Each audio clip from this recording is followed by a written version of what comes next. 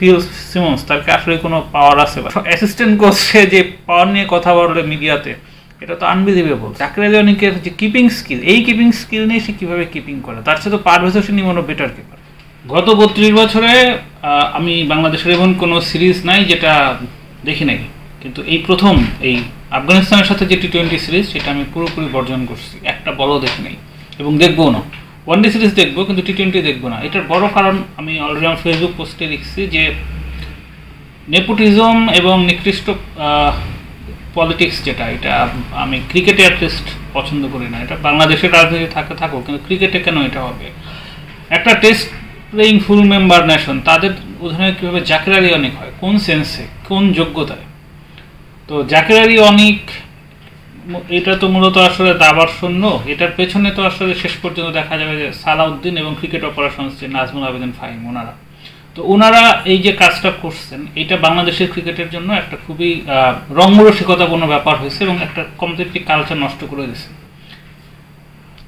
এই যে তার মানে কি, মানে চাইলে যে কেউ যখন যাকে ইচ্ছা ক্যাপ্টেন বানিয়ে দেওয়া যায়, মানে একটা দলের ক্যাপ্টেন হওয়া এতই সহজ একটা ব্যাপার। মানে আমি মনে হলো যে আজকে ওকে ক্যাপ্টেন দিয়ে দিব, আবার করবো, সে ক্যাপ্টেন হয়ে যাবে। একটা সময় পাকিস্তান টিমে এই কালচারটা ছিল। একবার একটা ম্যাচে পাকিস্তান একাদশের 9 জনই ছিল এক্স ক্যাপ্টেন। তো আমরা মনে হচ্ছে এই ক্যাপ্টেন্সি বিষয়টাকে এরকম ঠাট্টা মশকরা বানায় আমরা সেই দিকে আগাচ্ছি। তো নাজমুল আবেদিন ফাহিম স্যার টকশোতে এতদিন এত সুন্দর সুন্দর কথাবার্তা বলে উনি ক্রিকেট অপারেশনসে যাওয়ার পর যে ধরনের কর্মকাণ্ড, সো আমার মনে হয় ওনার নিজের এতদিনকার কথাবার্তাগুলোকে একটু রিথিঙ্ক করার দরকার আছে এবং উনি যা করলো এটা অ্যাকসেপ্ট করা যায় না। সালাউদ্দিন আসলে ঠিক কী কারণে একটা ফুল টেস্ট প্লেয়িং টিমের মানে কোচিং প্যানেলে থাকতে পারে? সে একজন প্লেয়ারের ব্যক্তিগত কোচ হইতে পারে, ব্যক্তিগত কোচের জন্য স্কিল সেটা হইতে পারে, কিন্তু সে ন্যাশনাল টিমে কী চায়? সে যখন কুমিল্লা ভিক্টোরিয়ান্সের কোচ ছিল, তখনও দেখা গেছে সে সবসময় লোয়ার প্রোফাইল প্লেয়ারদেরকে ক্যাপ্টেন বানায়। মাশরাফির ওই হাইটের সাথে পারে নাই। এরপর কি ইমরুল কায়েস ছিল ক্যাপ্টেন। এরপর বিসিবির অর্থায়নে যখন টি-20 হইলো ওই করোনার সময়, সেখানে সেই টিমে লিটন ছিল, সৌম্য সরকার ছিল, মোসাদ্দেক ছিল, সো ক্যাপ্টেন হচ্ছে মোহাম্মদ মিঠুন। তো এই হচ্ছে তার প্লেয়ার সিলেকশন এবং এইভাবে হচ্ছে সে তার কাজকর্ম করে। আপনি যদি খেয়াল করে দেখেন যে এই আমাদের ফিল সিমন্স, তার কি আসলে কোনো পাওয়ার আছে বা তার কি আসলে কোনো হোল্ড আছে?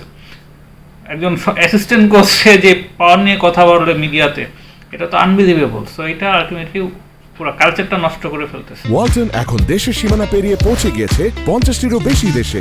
ওয়ালটন, ঘরে ঘরে, বিশ্বজুড়ে।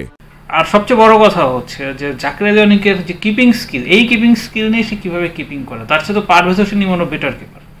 নুরুল হাসান সোহান এবং লিটন দাস আমাদের বাংলাদেশের বেস্ট দুজন কিপার। মুশফিক যতটা খারাপ কিপার, এই জন্য ততটাই ভালো।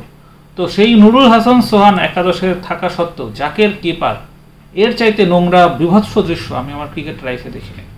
তো এইটা আসলে মানে বয়স হয়ে গেছে, একটা ম্যাচ দেখা মানে জীবন থেকে 3-4 ঘন্টা সময় খরচ করা। আমি এই সিরিজ বর্জন করার মাধ্যমে বিসিবির এই নোংরামের বিরুদ্ধে প্রতিবাদ জানাচ্ছি। সো এই জন্য আমি দেখতেছি না। ওয়ানডে সিরিজ দেখবো, কারণ সেখানে মিরাজ আছে, শান্ত আছে, এরা ডিজার্ভিং প্লেয়ার, এরা ক্যাপ্টেন্সি করতেছে, ঠিক আছে। এবং আমি নিশ্চিত তখন সেখানে সোহান কিপিং করবে। জাকের এই প্লেয়ার হিসেবে জাকের ফালতু প্লেয়ার, সে দল থেকে বাদ করুক বা একাদশ থেকে না থাকুক, সেটা আলাদা কথা। কিন্তু এই প্লেয়ার কিভাবে ক্যাপ্টেন হয় এবং এই প্লেয়ার সোহানের মধ্যে কিপার থাকা সত্ত্বেও কীভাবে কিপিং করে, এটা এশিয়া কাপেও দেখছি, এখানেও চলতেছে। তো এই জন্য আমি এই পুরো বিভৎস প্রক্রিয়াটাকে একমত হইতে না পেরে আমি পুরো সিরিজটা বয়কট করছি। আমার বয়কট করা না করাতে কিছু যায় আসে না, বাট আমি আমার জায়গা থেকে যেটা প্রতিবাদ করা সেটা আমি প্রতিবাদ করলাম।